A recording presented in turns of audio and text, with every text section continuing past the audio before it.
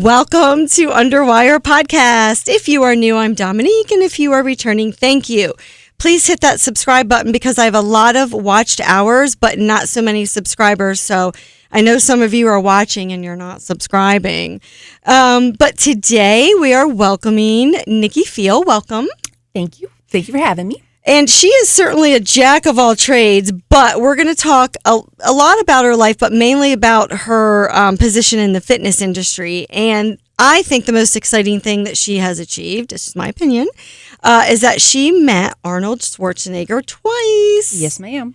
And that was in Ohio at the Arnold Classic. And you actually even spoke at these events as well, right? I did. Yes, ma'am. And when you spoke there, like, what was your title and why did they invite you? I was part of a group that was working with the Arnold Classic, and it was part of this chiropractic group that we were trying to blend fitness and wellness and health all together. Oh, how it cool. all how you can't out-eat healthy, you can't have a bad diet and still be healthy. You can't, you really need to get out and move if you want your joints and your body to feel better. It's all connected. So that was one of our biggest things. And then also talking about, health, fitness, and addiction issues. So that was really a really interesting, cool topic to hit with them all. Yeah, I love talking about that. And it's so funny how I think so many people that have had addictions, it's a natural flow into the fitness industry because 100%. It's somewhere to put their energy. Yeah. I really do think that is something that's great for people that are trying to get over addictions. Just take that energy and go right into working out. So anyway, just let me tell you a little bit about Nikki because she's going to make you feel like an underachiever. I guarantee it, but in a good way. So Nikki grew up on a family farm in Michigan, and this is where I think she gets her strong work ethic from. And she had her first job at 13 people. And I'm sorry, when you told me how you went to school, just what popped into my head was Little House on the Prairie. Little House on the Prairie. I can just see you going from your farm to the one-room schoolhouse. It was not one room, I promise you. Okay. But so take one of your guys' schools because you guys got schools everywhere. Yes. We were probably K through 12 in one of your middle schools or elementary schools. Okay. That's how it was. Okay. So on average, it was between 20 and 30 kids in a classroom. My class was 70 kids. Must have been a snowstorm the year before, kind of a thing. So that was one of the bigger classes. But so it was great. Oh, okay. Tons of teacher attention. You shattered my Little House on the so sorry. Prairie I won't say anything else about it, but it was wonderful. And even my nieces and nephew go there now. So that is so cool. That's so cool. So you obviously grew up around animals, which we'll get into that later. Your love for animals is still there. Yes, ma'am. You have 20 dogs and a couple of horses. No, I'm kidding. Just a few. So, But what I love about your story, and this goes right into what we're going to talk about, your position in the fitness industry now, is that you hated gym class. I did. I hated gym class. I didn't like balls flying at my head. I didn't Well, girl, gym class back then was brutal. Then I love my gym teacher, and I still talk to him and his sons, and but it was a lot. They would pick on you if you weren't really good at anything. Know. So it was and I just didn't want to do it. I know. I don't blame you. I just didn't want to do it. I want to give people hope. Mm-hmm. If you hated gym class, you've done bodybuilding competitions. You're in the fitness industry. You don't have to love dodgeball. You can do other things. Yes. It's okay. It's really there are other ways to stay healthy. Exactly. Getting a ball flung at your head. Oh my God. So you did go on to be a cheerleader in school. Yeah, I did a little research, and I decided, and I saw that if you did 2 years of a sport, which I wasn't really good at any sports, but I was I could be a cheerleader. Yeah. And I was actually really good at it. Oh, and good. I was head cheerleader, and it turned out really well for me. Now, were you the one hoisting people? Yeah, I was the base. Okay, and I had a big voice, and I could smile real easy. So it just kind of came really natural. I can see it. I loved it. So oh, good, it was really good.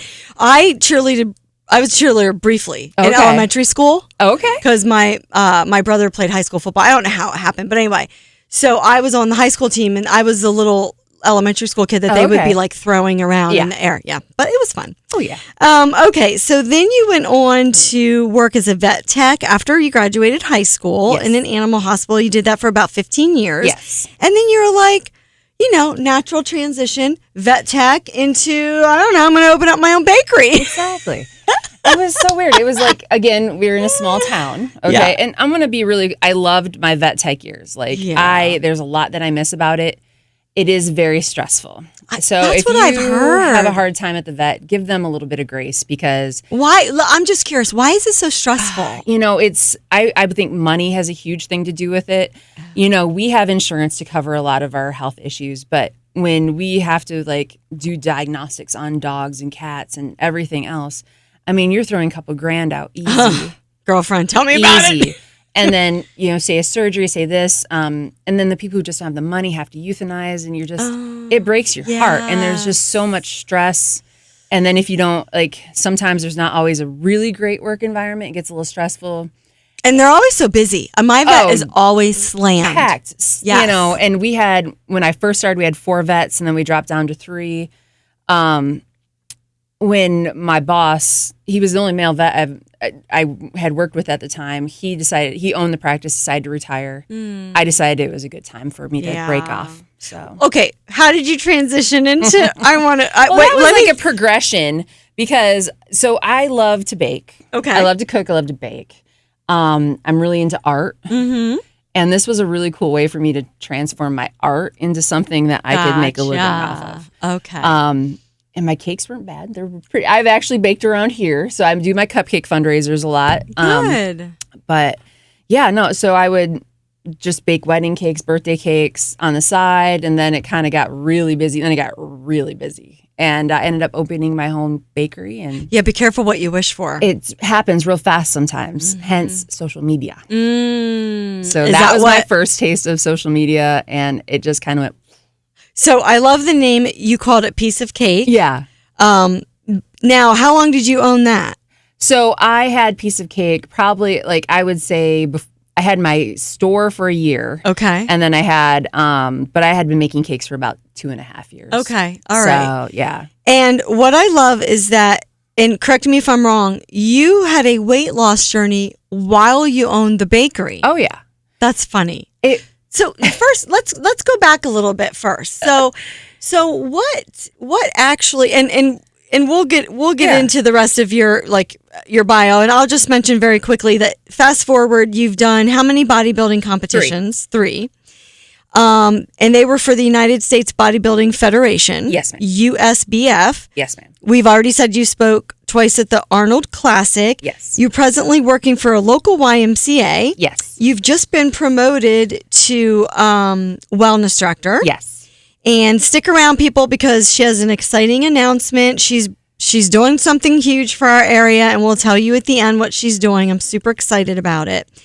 You've dabbled in some social media business. You do social media for a couple companies. I mean, yes, why not? Might as well throw it in there. Yeah. But you're definitely jack of all trades, but that does not mean to imply you're not a master at anything, because you certainly are. And you also have a whole equine thing going on too, right? Oh, yeah. Like you and your horses, and I love my boys. I love the pictures. Thank you. But we're gonna get into all that because you have so much going on. It's so exciting. Anyway, I love talking to interesting people, and I also want to encourage listeners, because I always stop to teach. Use this teaching moment. Listen, life is short. You and I were just talking about this before we hit record. Life is so short. Go after your dreams. Try to squash that fear, and don't lock yourself into something. What if you would have been like, well, I'm a vet tech. I'll always be a vet tech. There's nothing else out there for me. You never would have the position you have now. There is so much between A and B. Yes. I probably fit 3 more lifetimes in between that. Right. I feel if there's something that you love, try it. And if it doesn't work out, it doesn't work out. That's not the end of the it's not the end of the road. Yes, it's not a big deal. I love it. So but what you also, you're kind of like a good mix of, okay, I'm creative and I like to follow my dreams and passions, but I'm smart enough to know how to make money at them. We're trying. Yes, ma'am. Because, you like to bake, you made money at the bakery. Yes. You started bodybuilding, got into fitness, you're the wellness instructor. So of course we have to live on earth, unfortunately. We just can't live in our spirit and follow our dreams. I know, right? But I love the way you're like, okay, I'm going to follow my dreams, but I'm also going to make money at them. Yes. That's the key. So getting back to talking about life is too short. Yeah. I love the fact that you've done so many different things and made money at it, because I think that's the key. I think a lot of women especially think, well, I love to bake, or I love to paint, or I love to whatever their passion is. But then to try to make money at that, that's where it gets kind of tricky. Oh, yeah. But if you're at a place in your life, now, granted, everybody can't, when the kids were little and stuff, I couldn't do that. But if you're at a place in your life where you're like, okay, now it's time for me and I'm going to do my passion, you can make money at it. You can figure it out, which you have done beautifully, which I love. Thank you. So let's talk about Arnold. Okay. Let's talk about how tall he is.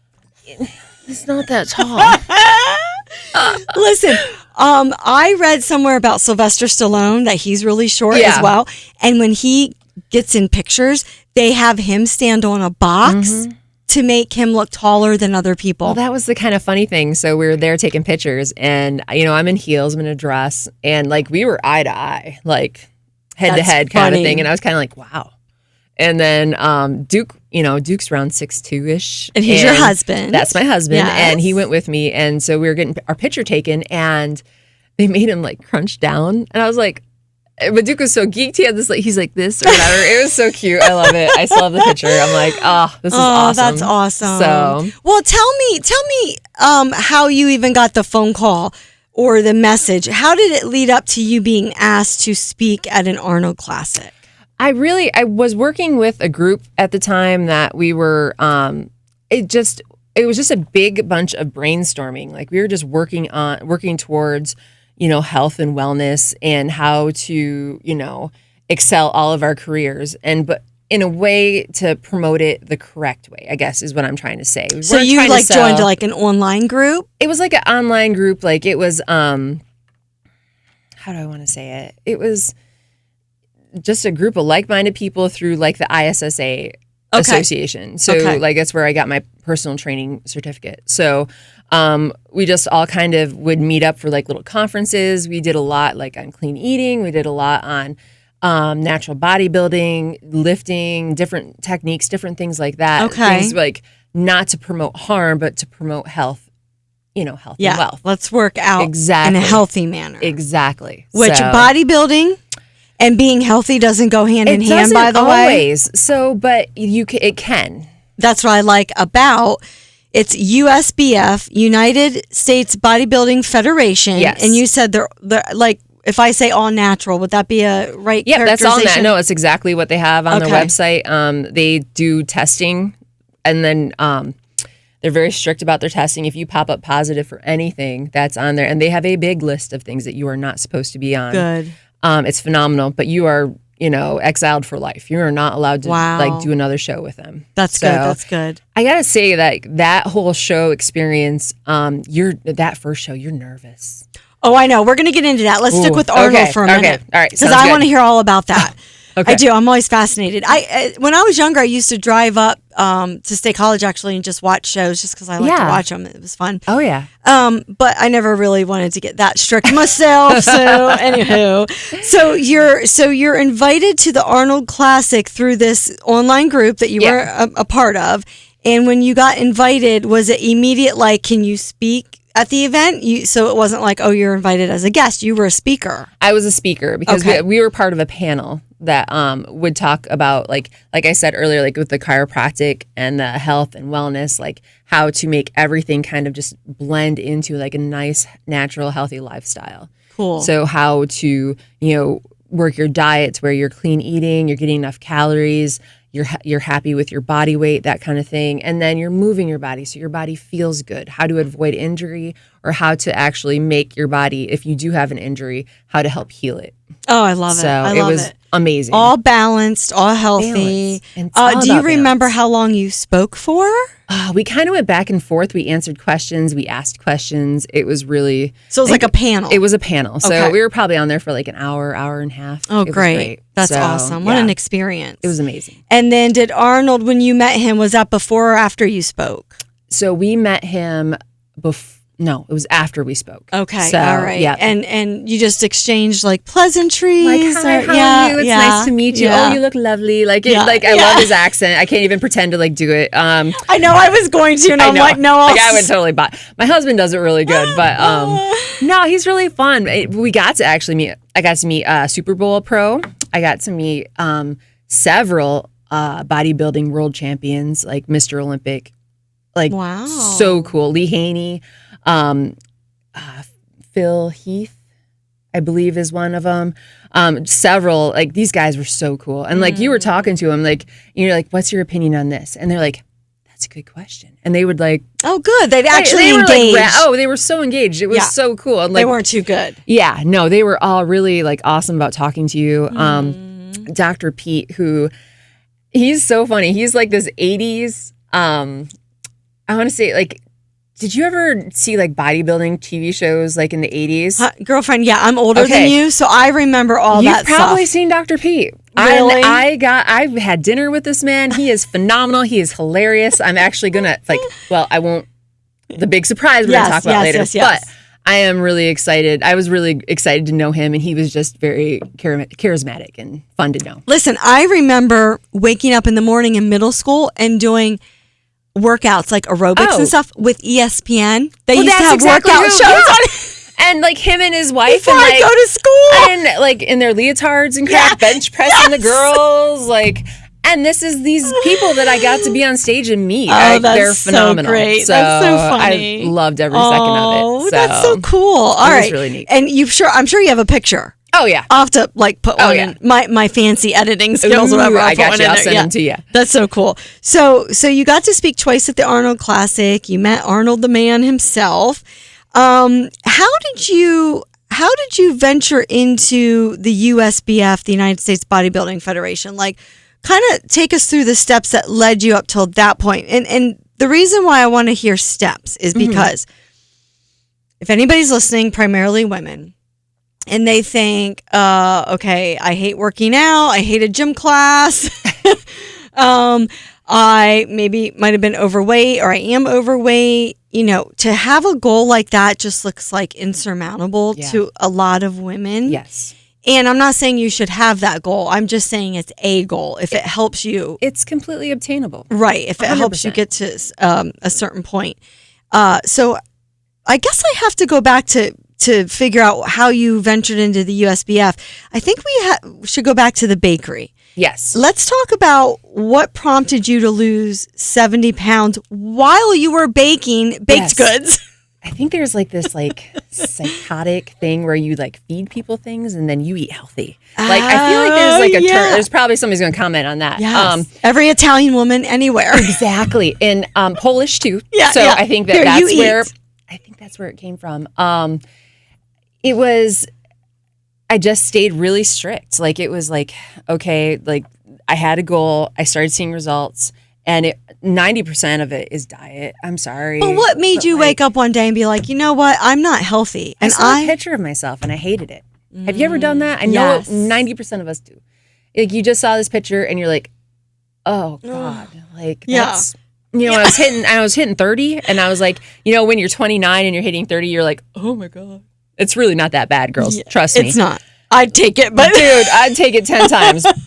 But that's the thing, though, is that you're getting closer. I was getting closer to that milestone. I really wanted to do something with myself. So, you know, I had goals. I was going to lose this much of my weight. When I got there, like, oh, let's keep going. Let's go with this one. And then, so you tackled it in bite-size, no pun intended, pieces. Well, no, that's exactly it. I think it's all about doing obtainable goals. I think you should have a small goal and then have like a larger goal and work on that small goal first and then kind of go from there. So I think that's, if you try to do that 100 pounds all at once, I think it's going to be too much. And you just did it the old fashioned way, right? Yeah. All you do, eat the right things, exercise. I learned to lift. I learned lots of different lifting techniques. I lifted heavy. I used my cardio. I rode my bike all the time. I learned to run. I learned to run at like 30 years old. It's ridiculous. And there is an art to it. There is an art to it. And I tell you what, I got to see some of these guys are running these 5 or 10Ks or like even like more marathons. And they were like, there's a rhythm to it. There's a way you need to move your legs. There's a way your foot needs to hit. I mean, it really does work. And it doesn't seem like such a punishment afterwards. So now I'm not like the fastest gazelle on the block, but I do enjoy it. And it's very like head clearing to go out and run. Like you'll see me running around Williamsport. I'll do my little 3-mile loop. And it's honestly just to get out of the building for a little bit. I agree. And let's not discount fresh air, sunshine for, your vitamin D and all that. And your circadian rhythm. Exactly. And then it's very head clearing. You're in nature. Yes. Like, listen, I lived in gyms for years, owned a gym, and I work out at home and I go outside. I don't even touch a gym just because I was sick of it. But well, no, I get it. Just being outside, there's something so cathartic about that. So much better. And I 10 times over would rather be outside and doing absolutely something. And now I'm walking, which is good too, because Elisa and I were talking about that. If you guys didn't catch Elisa's videos, check them out. We talk a lot about health and wellness stuff, but you get to a certain age or point in your life and like walking's just as good. You know what I mean? It's There's just nothing wrong. Right, I took a 3-mile walk at 6:30 this morning with a friend. Yep. You know what? You didn't even feel like if that time. I mean, like we all of a sudden were back to the YMCA. It was great. And you know what? We got our steps in today. Yeah. It was beautiful. Yeah. So you woke up one day, was like, okay, enough. I've had enough. I'm turning 30. I'm going to lose some weight. So you lost 70 pounds while you owned the bakery. Yes. And this is what I think is so funny. You guys listen, this is hilarious. So Nikki, tell everybody where you started doing exercise classes. So like I would get phone calls from women that were like, I see your progress. I want help. I want to do something, but they're scared of the gym or they're, all of those things. We've all said the same things 10 million times. So I said, okay, I had weights. I had yoga mats. We all came to the cupcake shop and did lunges around the cupcake stands. It was amazing, and it was, oh my God. Sure. Like again, that's so funny. Like some mind twister or something, but it was great. I loved it. So well, I just envisioned myself like doing lunges around cupcakes, and I think it would work. It would work psychologically. It would. Like I think that smell of sugar would be like, I'd almost get mad, like I'm not going to touch you because I'm over here smelling sweating. an Oreo and eating a Brussels sprout. Like I don't know. It has to work some way like that. So I love that though. So another thing I want listeners to hear, just do it. Like and everything doesn't have to be perfect. No. It wasn't perfect where you were doing it, as long as you're moving, right? Exactly. Right, it doesn't have to be the perfect place, the perfect scenario. You don't have to have a trainer, but if you're looking to gain knowledge, it's a really good idea to have one. But in all honesty, just move your body. I would like to know, you still have your website, right? Oh, yeah. Okay. Yeah. And please tell everybody what your website is. So it's just my name, www.nikki, Nikki, Fiel.com. Okay, good. And what are you doing lately with that? Because I know you're so busy. Are you still taking clients? Or? I actually am full with my clients, which is I have the best clients. I love them. Like after I've worked at the Y for 9 or 10 years, I think, however long this new Y's been open, and I've just acquired the best base and the most amazing people. So, not taking new clients. I do some online training. Okay. One thing that I've kind of branched into is was it 6 or 7 years ago, I got into SUP, like stand-up paddleboarding. Stand-up paddleboarding. Yes. And so I loved it so much. I'm so scared to do that. Oh, God, girl, I will take you. It is amazing. I love it. But like I got into that, and then so I bought a couple extra boards, and we do a couple classes with friends, and then I got a couple more boards, and then it grew, and we would do yoga classes and all this other stuff, and then I'm like, you know what? Let's have a retreat. Oh, I remember. I saw you these posting adventure retreats. So I would go to different areas of the United States, and we would have I'd take the paddle boards with us, and I'd bring some yogis along with me, and we would do cooking classes, yoga, exercise. We would just adventure. We'd bike ride. Like there was so many cool things to do. It was so much fun, and it was really just about women connecting and sharing like their frustrations, their joys, their tips, A can't get through B, C has this great option. So, I mean, it's what we need to do. That's not what we need to get through life. I 100% agree. Now, you use the past tense. You don't do those anymore? I don't. I wish you were still doing your retreats. But if for anybody listening, please look locally, wherever you live, and look for these little hidden treasures, because I even have a friend, she's a massage therapist, and she's thinking about starting something like that too. You can find these little hidden treasures in your town of people doing these. Local, just try to find little things like, definitely. Just ask around. I'm sure there'll be someone out there. So you mentioned you did some cooking on your retreats. Oh, yeah. Cooking. Okay. And you also did cooking classes at your bakery. Yes, I did. So you were doing cooking classes, yes. And you were doing the exercise classes. Now, you lost your 70 pounds. You helped other women, and that's all what Underwire podcast is about. I love it. Lifting women up one story at a time. So you were always putting that energy out there, and not to always bring it back to energy, but I'm kind of a geek. Like, I love to study like quantum physics and stuff.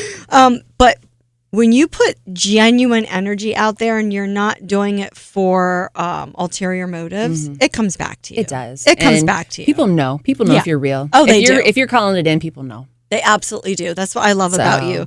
So you decided, okay, well, oh no, you didn't decide. I think your husband got transferred here, right? Yeah. Okay. So Duke's a welder in the gas and oil industry, and it kind of, if you're ever in the industry, big waves of up and down. And it was dried out in Michigan, and it was booming here in PA. So you said gas? Yeah. So he works in the natural gas. So he's a subcontractor. So, and he's great at what he does. So you ended up here. So we ended up here. God bless you. Yeah. Worked your way into our little town.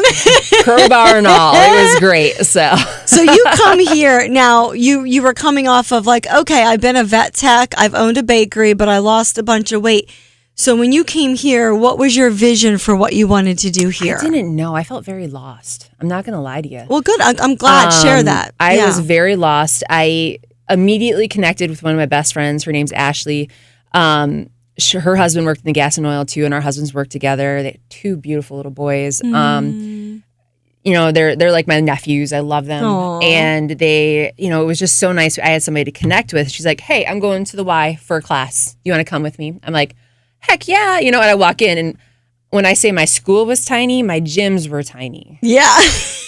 And when I walk into the old Y, you know what I'm talking about. Like, yes. It's crazy. Yeah. So that was really cool. So, Aww. but then I didn't know what I wanted to do, and I needed something to do because Duke was working like 90 hours a week. Yeah, they work a lot. Yeah. Good still. Yeah. We lived right by the Pier 87. Love Brad. Brad's like, you want a job? I'm like, yeah, I want a job. So I was hostess there. That was my first restaurant experience. Oh, okay.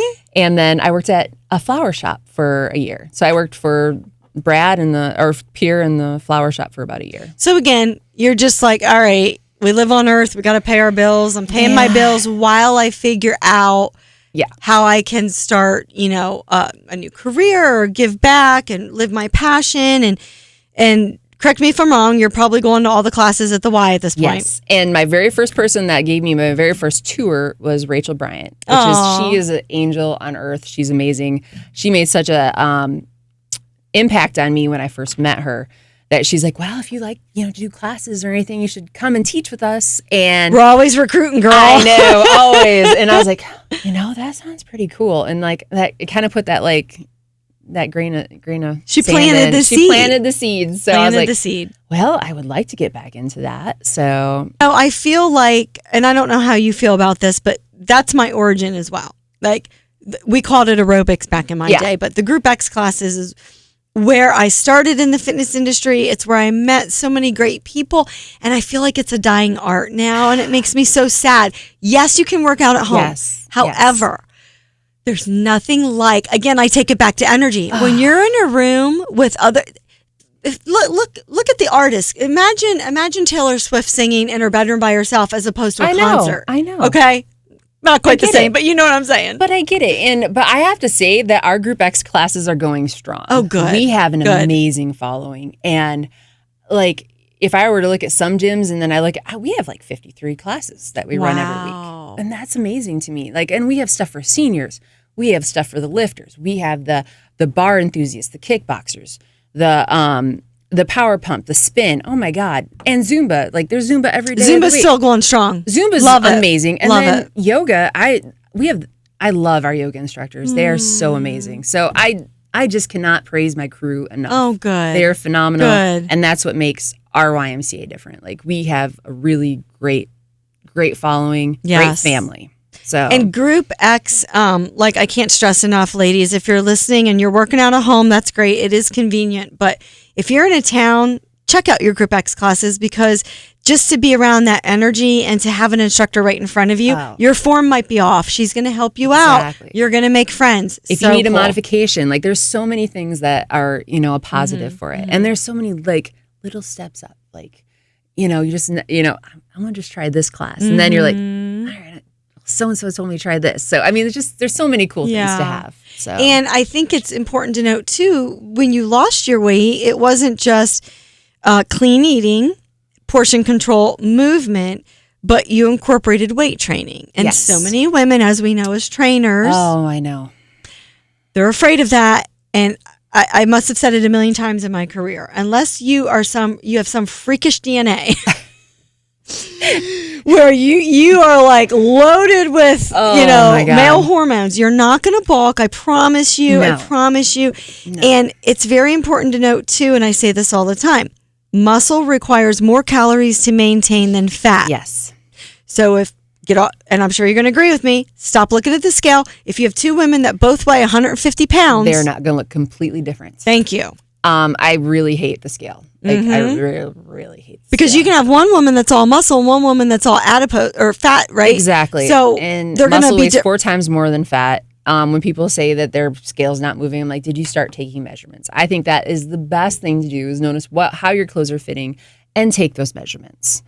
And as we move into our 40s and up, right? Let's talk about bone loss. Yes. Let's talk about it's your antidepressant. Exactly. There's so many other health benefits beyond aesthetics as you get older. Yeah.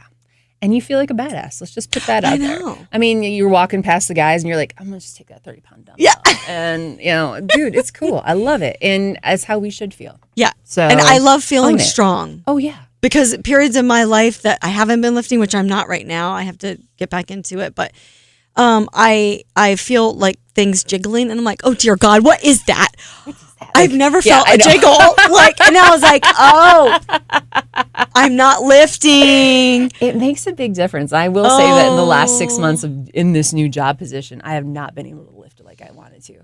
But I am still strong. And I still can.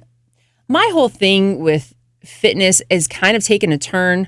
I am not that super skinny person that I was before, or that what I was when I was doing my shows. But I am strong and I can hold my own for a lot of things. Like, I'm sorry, when you have a 1,500-pound horse pulling you around, or you got to throw, 400 bales of hay, or carry 40-pound bags of dog food, or, and we'll get into the Colorado stuff later. Like, I want to live my life and I want to be strong enough to live my life. I don't ever want to be to the point where I couldn't do it because my body gave out on me. Amen. So for women listening, please hear us. Yes, we all want to look good. Absolutely.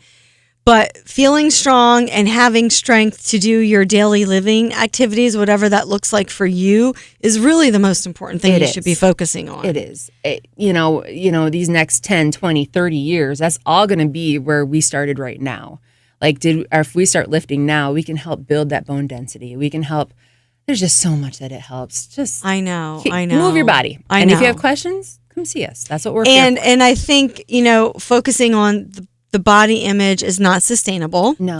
And I love, you're one of, I think I've had 3 friends that have done some sort of, fitness competition. Mm-hmm. And I love that goal and I love that you've done that. But what you had to do to get on stage is not sustainable. No. It's not. That was a goal. And that is not sustainable in the long run. No, it just isn't. Yeah. But it gives you a base to build upon. Like, now I know what I need to do to eat healthy, to get the right amount of protein in, to, how many active, calorie burning minutes that I have during the day, that these damn little watches count. It just encourages you, like, Good. Like it gives you that knowledge. Good. So then you have a base knowledge. Exactly. To live a sustainable. Exactly. Okay, cool. Now, you have your personal training certification. Yes. You did mention that organization. What was that again? ISSA. Okay. And you do your bodybuilding. You've done your bodybuilding shows with USBF. You're still associated with them. Presently, you are the wellness director at the local YMCA. Yes, ma'am. What would you say, because I love boots on the ground, I think the Ys do amazing things for our communities. What would you say is like your favorite program that you do there? I love all of my programs. I knew you were going to say that. Sorry, I just love them. I love my group. I love that if I go there at 6 a.m., there's one group of people, and I'm there at 7 p.m., and there's a whole nother group of people. Like, it is night and day of who comes into the Y and what time they come in. And I love my little old people that love silver sneakers. I fantastic. know. And they are diehards, and my Zumba girls and my yogis and my class people. I just love our community. Like, and if you're not there, like I go away for a couple weeks in the summertime and in the fall, like they're like, oh my God, where were you? Like they want to know what's going on. They're your family now. How about the Livestrong? Do you have anything to do with that? Yeah, I've been a Livestrong instructor since we started, like one of the first Livestrong instructors. So tell our listeners what that is. So Livestrong at the YMCA is a cancer survivor program where it's a 12-week program. You get a YMCA membership. You do 2 classes a week for an hour and a half each. You're learning the equipment, you're learning cardio, but you're also learning about health and balance and food and trying new things. Like we will have instructors from all the different classes come in and work with everybody. Mm-hmm. And then we'll do some cooking classes. And then we'll just, if we need to, there's been days that somebody's had a really bad day, maybe a bad test result, maybe something happened. We sit and talk about it. Aww. Like it's the most amazing, moving, like you will be changed after you teach one class. I hear so much from you. I hear community, which I'm so angry at COVID that it robbed us of that community. I hear human interaction. I hear people caring for each other. And if you are a cancer survivor or you're battling cancer right now or you just want to prevent it, movement and what you eat is so important. There's so many hidden carcinogens. I think that's right. We really have to be aware of like what we put into our bodies, and also be aware that we need to hydrate. We need to move. We need to, just there's so much to look at and be preventative. You can only ignore something for so long. Mm-hmm. Like know what your family history is. Do the preventative test. The sooner you catch something, the longer you're going to be here on Earth. So let's do it. And circling back to the community, Elisa and I talk about this all the time. There's been so many tests done that prove that when you eat with friends or family, certain like chemicals or something's happening in your brain, I forget the neurotransmitters, you're actually healthier in preventing disease just by being with other people. Oh, yeah. So please don't isolate yourself. No, it's awful. I know. Okay, so let's talk a little bit about the United States Bodybuilding Federation. Okay. Like, what is it? Talk a little bit about their bodybuilding shows. Well, they're great. They're nice people. Yeah. I had reached out I talked to the president not long ago, and he was just so welcoming. It's just so much fun. I love it. And they're national. They're national, and they are if you have questions, like if you were to walk into your first show, and I'm not joking, you are nervous. You are not wearing a lot of clothes, honey. Yeah. And can I tell a funny story about it? Okay. Do. So my very first one, so they spray tan you. Okay. And so normally you just go with the show spray tanner, because if it's your first show, like you just go with whatever the show recommends. Okay. So I make this appointment with the show spray tanner. Okay. Your appointment's at 7:00 at hotel room and blah, blah, blah. I'm like, it's in a hotel room? Yeah. Okay. So my husband's with me. Right. And they tell you to wear loose clothing, blah, blah, blah. I didn't think anything of it. And so we knock on the door, and this really tall black man opens it, and he's got surgical hat on and surgical gloves and a scrub thing on. He goes, "You my 7:30?" And I'm like, he looks just like Damon Williams. I'm like, yeah. Tall drink of water. Tall drink of water. Yeah. I'm like, and I'm like, yeah. He goes, okay, come on in. You're wearing all the wrong stuff, girl. Oh. And he's like, you'll be all right. Though. But he was probably the best information I got out of the whole thing. Like he's like, all right, you should show for this, and this. And then so he's spray painting you and you are not wearing an inch of clothing. Are you serious? You're like buck naked. And I there's my didn't know husband just that. kind of sitting there like, and the guy spray tanning me, and Duke's actually really cool. Like he's being really cool about the whole thing. And I'm like, this is so weird. But so he's looking at Duke. He's like, you must think I got the best job in the world. He's like, it's great until some big old buck comes in and I got to ask him to move his set over to one side or the other. And we're dying. Like, I'm dying laughing. My gosh. And it like that cracked the whole thing. Like I was probably totally relaxed you, I was right? totally not nervous. And like after he's like, okay, so we're going to do this, this, and this. And then he goes, come see me tomorrow. We're going to, they glue your suit onto you. No. Oh yeah, your suit is glued onto you. Are you serious? Yeah, well you don't want any like malfunctions. I know, but which I had one anyway. But yeah. So like it's crazy. It's crazy. I had no idea. So yeah, they're gluing your suit onto you and like you have to have like your hair and makeup done and ready and then they're gonna put another coat of stuff on you. It's just a lot. And then like I said, you're putting a lot out on stage. Yes, yes, you are. After that first one, I have no body issues whatsoever. Yeah. None whatsoever. Like it's totally like all of a sudden going to the gynecologist isn't a big deal. It's really like after, I'm sorry if men are listening. I'm really sorry, guys. But it was pretty like it's legit. So oh my gosh. Okay. I don't think I've ever asked you this. So not that it matters. I'm just impressed that you even had the discipline to do what you need to do, which we won't get into it, but it's a whole thing. Cause I remember talking to Angie when she was doing it and it's a lot and it's very mental and it's like there's no alcohol. There's no like, you may have a little cheat here and there, but if you're driven, like you want to get to that point, like there's a lot to do. So. Oh, there's so much to do, but it's so worth it. So what did you place each time? So I did a first and a second in my first show. You got a first? Oh yeah, I have my pro card. So I actually that's exciting. Yeah, in my third show, I collapsed. I had the worst time. It was awful. Like I went to go on stage and something just happened to me and I just failed. And you know what? And then so that actually was what prompted me to do my third show. Because I'm like, I can't leave it like this. Right. I got to go out on top. Yeah. Like this is not going to work for me. Yeah. And so that third show rolled around. I hit like a first and second on that one. So. Well, I'm so glad to hear that you're vulnerable enough to share your, I won't say failures, but your disappointments, because I'm so sick and tired of social media and women, and we're all looking at everybody like they have perfect lives. And listen, we're all failing. We're all not failing, but you know what I mean. We all have our ups and downs. It's how you react.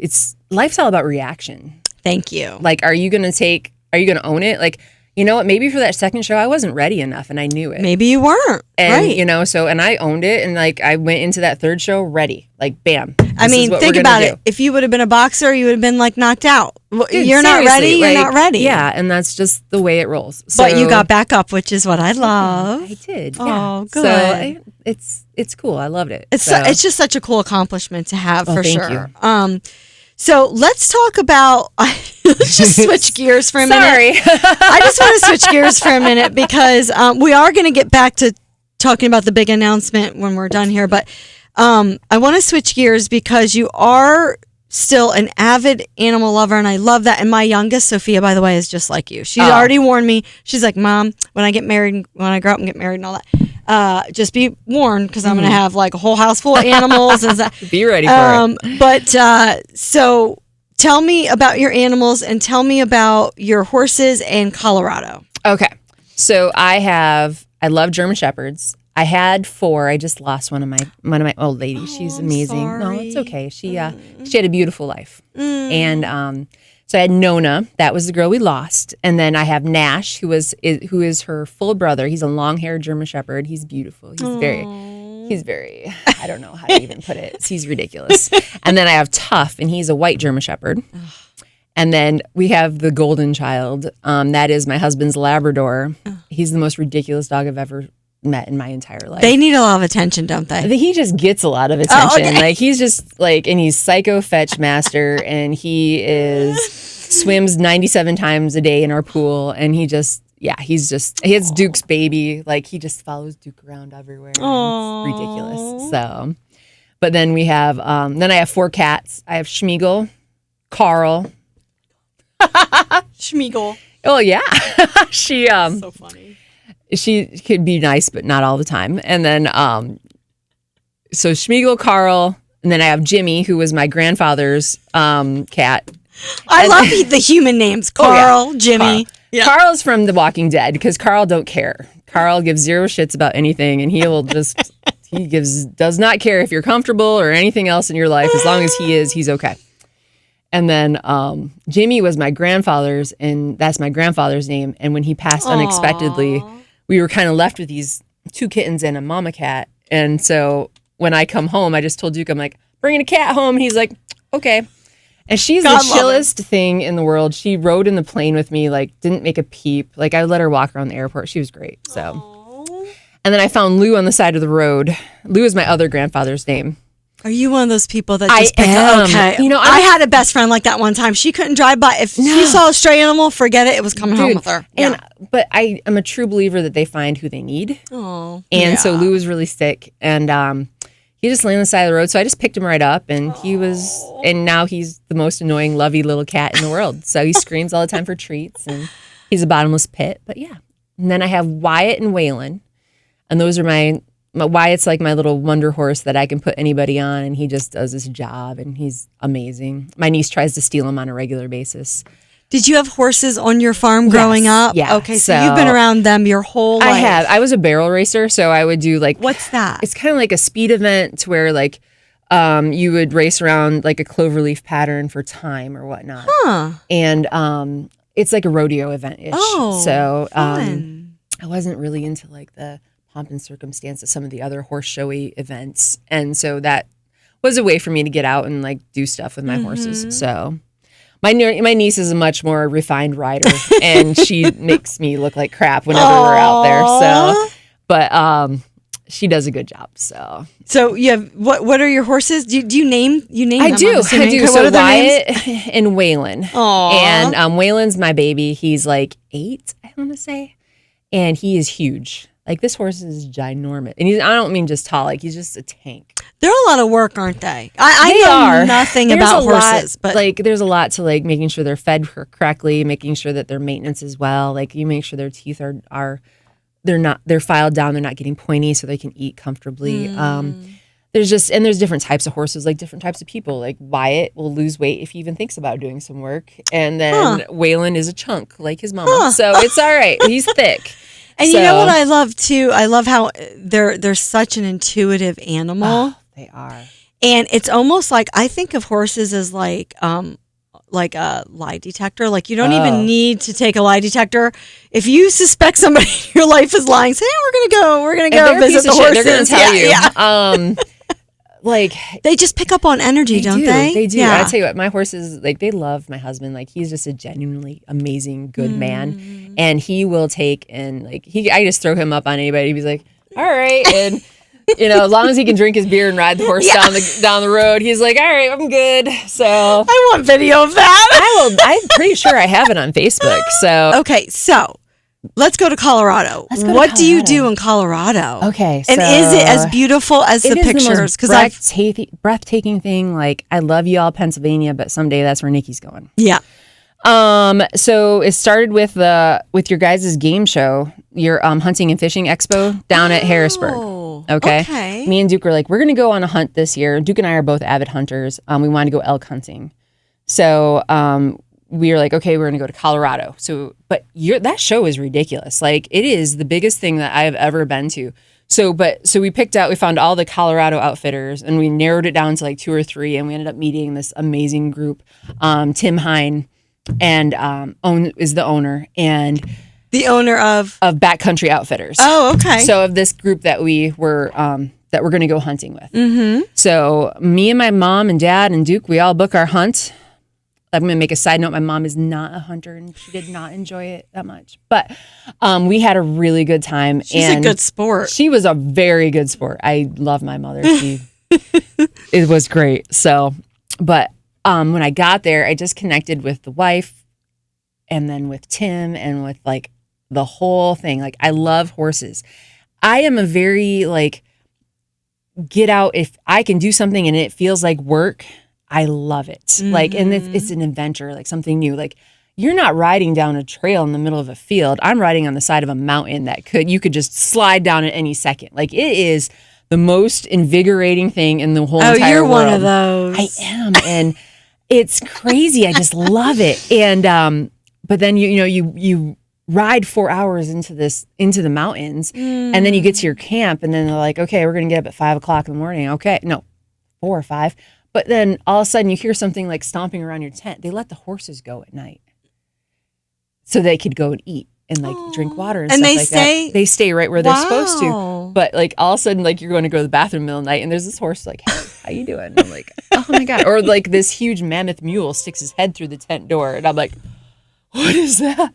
And like this huge mule is just staring at you. So, I mean, so cool. And then like, but you're riding horses in the dark. Like, you have to completely trust that they know where they're going and what's going on. And you get to sit with your guide. I loved our guide. His name is Neil. And he took us like, it's like a job. I'm glad you said guide. Yeah. I think I would do that if I had a guide. Yeah. Oh no. And these guys they're so funny. I love them. I love them and hate them all at once, because your first day out is a job interview. Why? How so? Oh, they want to see what you're willing to do. What are you willing to do for this hunt, this animal? So he hiked us up this freaking rock fall. Like, I'm not joking. It was ridiculous. And we're like sitting there sucking like, we can't breathe. Oh my God. And when we get to the top, and I'm like, oh my God, I did it. Yeah. Again, living my life, doing what I want to do. That's how I want to be fit. Mm-hmm. So that was amazing. I got my first bull elk within that trip. It was awesome. I got a 5x5 bull. Oh yeah. You're living your life. You have passions. I always say this, if you're, and my girls used to hate when I would say this to them when they were growing up. If you're bored, you're boring. Exactly. I'm sorry, because no matter what you think about our country, we live in still kind of a free country where you can do pretty much whatever you want, especially as a woman. Exactly. And please take it. You don't know how lucky you are. If you're bored, really? I could come up with a million things to do. Oh my gosh. And if you don't have somebody to go with, to heck with it. Go by yourself. Right. We go to Virginia a lot. So we do travel quite a bit, and we go to Shinksy Island a lot. And that's one of my favorite places in the world. We got down there for vacation. Duke got called to work. I look at him like, dude, condo's paid for. Yeah. I'm staying. Yeah. So he rented me a bike. Go make the money, I'm saying. Dude. And he rented me a bike, and I biked my booty around that island for like a week and a half. It was great. I know. I can't. Listen, we as women get so stuck in a loop and in a cycle, and men do too. You know what? I hate to say this, but I think men actually get stuck in that cycle more than women, because they're typically, please don't crucify me for this, but they're typically more of the breadwinners in some situations. That's exactly it. And I just feel like, especially men, and I will say my heart goes out to them, or anybody that gets stuck in a situation where we have to pay our bills. Yeah. I'm stuck in a job that I hate, and I'm in this cycle. And here's what I say. If you can't quit that job that you hate because you've worked your way up for whatever reason, and you're making good money and whatever, at least in your downtime, please find fun stuff to do. Put the phone down. Yes. Well, after you listen to my podcast. Exactly. And go get a passion. Go get a hobby. Go find stuff to do. Another thing, too, is be okay being alone. Yes. Oh, I love my alone time. I need it. Go eat at a restaurant alone. Go, like I said, go on a little road trip alone. Be safe about it. Don't do stupid stuff. Sure. Be okay being alone for a little bit. Yes. And I tell you what, you're going to find a whole new part of yourself that you never knew existed. Mm-hmm. So. I know. Take that time to rejuvenate, rest, read, discover. But, if you are still in that family dynamic, there's so much you can do, especially with kids, that you don't have to break the bank. You don't have to go to some big fancy island. Just hearing you talk, just stuff in nature. It's like, just go out. Go paddleboarding, go kayaking, go for a hike. Yeah. Like, so when we got back down from Colorado, when we got back down from camp, I started talking to the owners, and they had a small social media following. Mm-hmm. Oh yeah. Yeah. I want to hear this story. So I'm like, hey, I'm pretty good at this. These are the people that own Backcountry Outfitters. Okay. And they're like, well, wait, we're so busy, we just don't have time. And I'm like, I tell you what, I will run the social media. You send me the pictures, send me what you want me to post, blah, blah, blah. Okay. We went from 1,800 followers to over 21,700 right now. You're over 21,000 followers on that page. Yes, ma'am. Well, I know you're too busy, but but that's the thing. Like, you learn about hashtags, you learn about this, you learn about what people want to see. And then they asked me to come out for summer and to do pack trips. So what a pack trip is, we go up into the mountains, into the high country. So we're at 12,000 feet.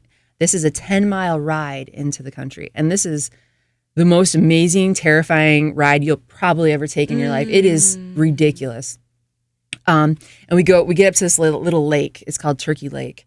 And there's so many trout in there. You just throw your line out and you just pull trout in one after another. Really? It's stunning. And there's nobody around you. And then we go up a little bit higher and we get to our camp. And again, like, we get there, let the horses go for the night. And then you're in there. I love difficult cooking situations. I love You just sound like you like a good challenge. I do. Which is good. That's a good trait to have. I can only bring XYZ with me. So this is what I'm going to make. And I try really hard to make a good dinner. Like, do you watch Yellowstone? Oh, yeah. Like, I just keep getting visions of you on that show. I would love to be on that show, but... You're much classier than Beth. I mean, I've had some Beth moments. I'm not going to lie. Me too, and I have a Beth T-shirt, so I love Beth. But I was ready for her to get some therapy. I know, girl, we all are. But no, I loved it. I loved it. They brought Lainey Wilson in. I love the whole aspect of the show. Who's Lainey Wilson? She's a country singer. So at the very last season, remember that singer that's singing at the Governor Ball? She's got just an amazing work ethic. If you look at her, she said that she was like turned down 7 times by American Idol. Wow. And here she is. She's killing it right now. And I love her. I love her. She's very Miranda Lamberty to me. Yeah. Like, she kind of does her own thing, has her own vibe. And I am sad that they're not coming back. But I think I would rather have them end it and then try to like string it along. Yeah. See, I'm such a nerd about the horse aspect of all this. You probably love those horse scenes, didn't you? Oh my God. Like, they have multi-million-dollar horses on that show. And I'm like, oh my God, that's Metallic Cat. Or like, and that doesn't mean anything to you. It does not. But to me, I'm like, oh my God. Yeah. Like, I never in my life would be able to see that horse. And there's just, and then the 4 Sixes, which is this famous American quarter horse ranch. Like, that's where the breed started. That's where the whole ranching aspect started. So to see where they're bringing that out into the public, that's really cool to me. Like, I respect that. And I love learning about lifestyle that I knew nothing about. I think that's pretty cool. It's really cool. Yeah. And that's another thing with why I love Colorado so much, because I am using my horse. I hauled my horses all the way from Pennsylvania to Colorado last year. My gosh. They spent 2 months out there. They come back changed. It was a beautiful Really? thing. How so? I tell you what, I thought it would take them longer to like get worked into this stuff. They actually kind of just took right to it, especially my older horse Wyatt. He, like I said, you mean the trips and like the physical, and the physical part of it. Like, they did so good. So these are the takeaways. I hope everybody listening grabs on to. We went all over the place. I'm so sorry. I'm so sorry. This is a conversation. What I like to tell people that are looking more for an interview type podcast, that's not Underwire. It's not, please keep scrolling. This is a conversation, especially when you get two passionate women talking. We're going to talk back and forth a lot. And I love that we go all over the place, because the way a woman's brain works, we can follow it, right? Oh, yeah. But takeaways for me, and I'm sure for the listeners, is you do not have to end up where you started in life. You do not have to pick a career or a passion and say, okay, well, that's it. That defines me. Oh, there's still things that I want to do. I'm sure there are. Like, I have a list, so yes. But and one of my pet peeves is like you meet somebody and you're like, well, what do you do? Oh, so I automatically just defined that person, and I've done this.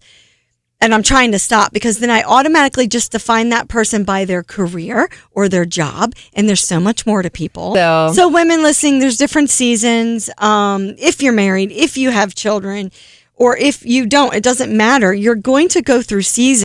And guess what? It's okay if you change. Well, actually, we should change. We should change. Right. If you're the same person you were in high school, I say this all the time, there's a problem. Yeah. So we should change. We should grow. We should develop new hobbies and passions. You're allowed to change jobs. I know we have to pay our bills. Okay, pay your bills.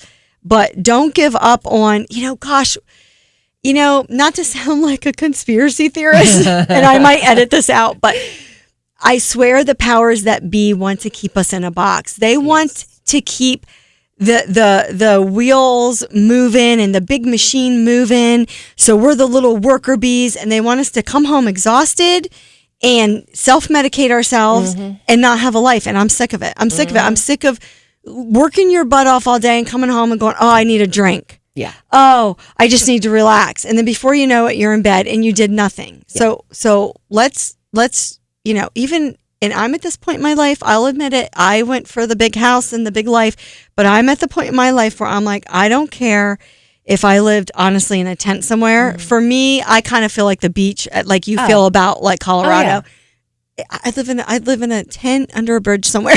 Girl, if I was near a beach. I get it. Yeah.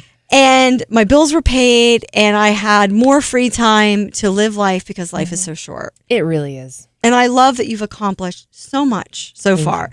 So we have come full circle from animal tech to owning your own bakery to Group X instructor, personal trainer. You did a few bodybuilding competitions. You met Arnold Schwarzenegger.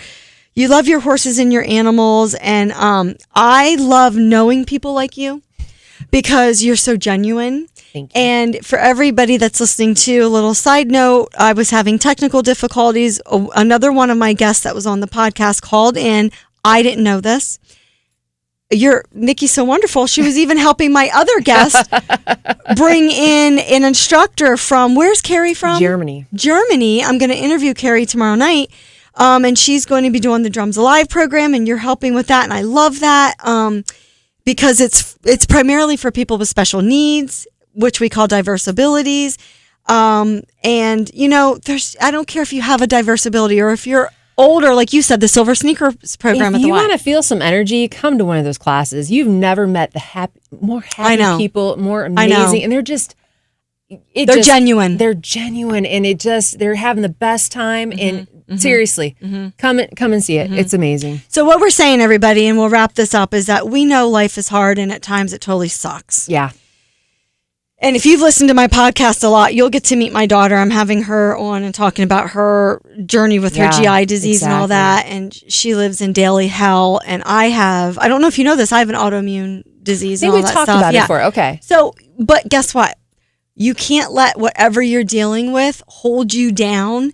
And if you need sleep, like you said, or if you need rest, or you need to work around your condition, work around it. But when you have that free time, still enjoy life. Underwire Podcast is here to lift like all women up, but to kind of give you that little burst of energy or confidence that you might need to say, like, you can do it. And there's really cool, genuine people like you. Oh, thank you. That are there for you. You just have to reach out into your community and find them. So that's all I've got. Now, I want Nikki to tell everybody what her big announcement is. Well, can I do two? Would that be okay? Oh, okay. Of course. So another big thing about the YMCA that I love is our community stuff, okay? We're doing a back-to-school barbecue August 22nd. Okay. We're going to give all the kids backpacks, school supplies, and everything.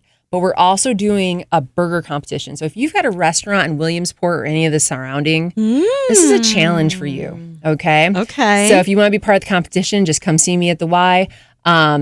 Judging for the burger starts at 4:00. But we're going to start, there's going to be games, carnival games, live music, The Drums Alive is going to be playing. Our superstars are going to be playing with our live band. We have the National Guard coming with like their big rock wall. There's going to be so many cool things. Oh my gosh. August 22nd, 4:30 to 7:30. Okay, and I'll put that information under the video. And it's all free. Fantastic. You guys all will have free. Free. Wow, that's such a great community service. We just want to make sure that K through 12 has what they need to succeed in school this year. So that's my plug for this year. All right, are you ready for the next one? Okay. We are putting on a USBF bodybuilding show at the Williamsport YMCA April 6th. Yay! And that's a Saturday. There will be anywhere from novice beginners to pros welcome. So exciting. This is going to be this is going to be a pro qualifier. So if this is something that you love and you want to do, this is going to qualify you for the show, for a big show. Like the Baltimore show is just 2 weeks after our show. But the biggest thing that we're trying to do with this is show you that you can do this in a natural, healthy manner. Okay. I have 6 personal trainers at the YMCA. We have programs set up. We have nutrition. We have like lifting techniques. We're going to be doing like how to pick the right suit, how to do the walk, how to do all these things. We're going to help you guys all the way through this entire process. So this is what I'm so excited about. So again, April 6th, USBF bodybuilding show. It's called Hustle for the Muscle in Williamsport YMCA. I like that. Hustle for the muscle. So, if you have any links to anything, that will be popping up soon on the RVR website. So we're putting it on there soon. Okay, great. That's so awesome. You know what? I've not lived here my whole life, but I've lived here a lot, most of it. And I can honestly say I don't remember ever having something like this here. So I know how much work goes into something like this. So thank you from the community. Hey, I'm just excited to have it. And I'm excited that all proceeds are going to the Y. All proceeds are going to the Y. That's everything, because look at the programs you're doing, helping kids back to school, giving them backpacks. The Y does so much for the community. It's a lot, and that's what we're here for. And that's awesome. what, I don't mind putting the work in if it's going to, be able to give back that much. Right. More. Yay. So, okay. Thank you. Yes, ma'am. Thank you.